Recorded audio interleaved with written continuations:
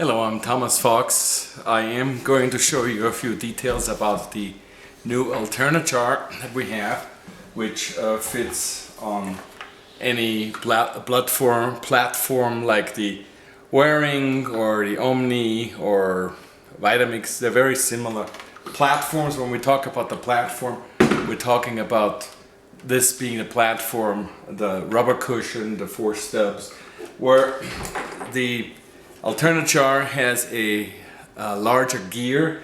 Well, let me rephrase this. Replaceable blade with a larger gear, and this is the other blade. Do you see the difference? This is for Blendtec blender use, and this is for Waring, JTC Omni, and alike type. Excuse me, I'm just getting over a cold, so I have this little thing in my throat. Okay, so this jar, the Alterna jar, that fits on the, let's just say the Omni blender, okay, is being set on perpendicularly, so the stubs sticking out to the side of it, while on the Blendtec blenders it is a straight on fit. Okay. With the appropriate... Oh, wait a second, this is the Blendtec jar. Huh. I have to get the Alterna jar. Okay, this is the Alterna jar, replaceable blade. I thought, doesn't have a replaceable blade. How is it possible? Overnight it emerged somehow mysteriously. Anyways, here we go. Alterna jar is supposed to replace the blade, the Blendtec blender jar. So we have that, replaceable blades, so that's one thing.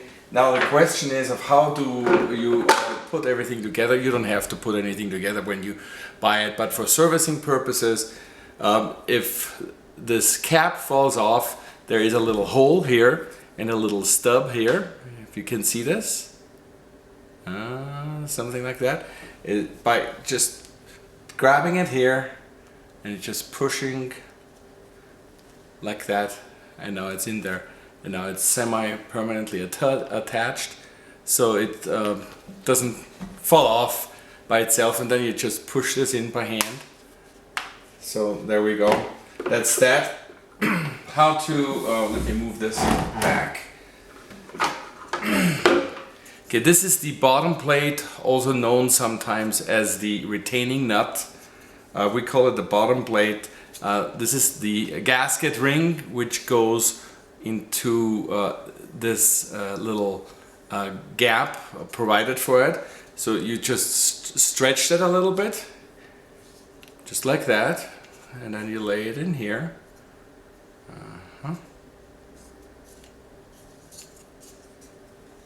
So you just run over your thumbs like that. It's just like that. Let's take the blade. It has engraved on it number 1D.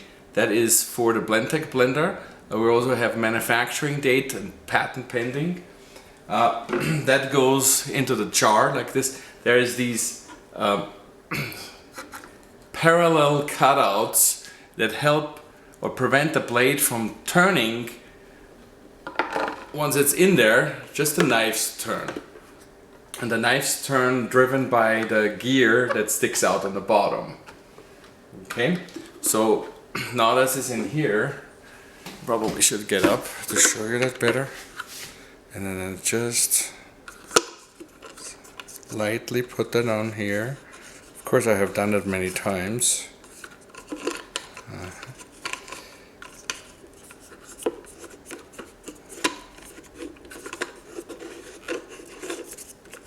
So just like that, tightening it by hand.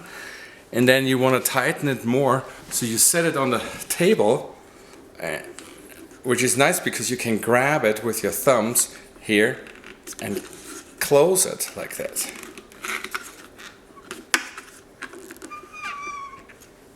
And that's enough. Just make sure it's really tight, or tight enough, because you don't want this to get loose during blending, because it could cause damage to the jar. Just in factory and assembly. By the way, engineering is a European engineering.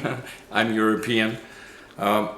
So European engineering, living in the United States, European engineering, patent pending, with a frog in the throat. And Alterna jar is a protected trademark and assembled in the United States. Components come from various different places. And anyways, so that's this, and then you set your lid on top of it, ideally just like that. You just press it. And then if you want to use the Alterna Universal Tamper, you set it at the bottom end just pull those apart. And it's back together.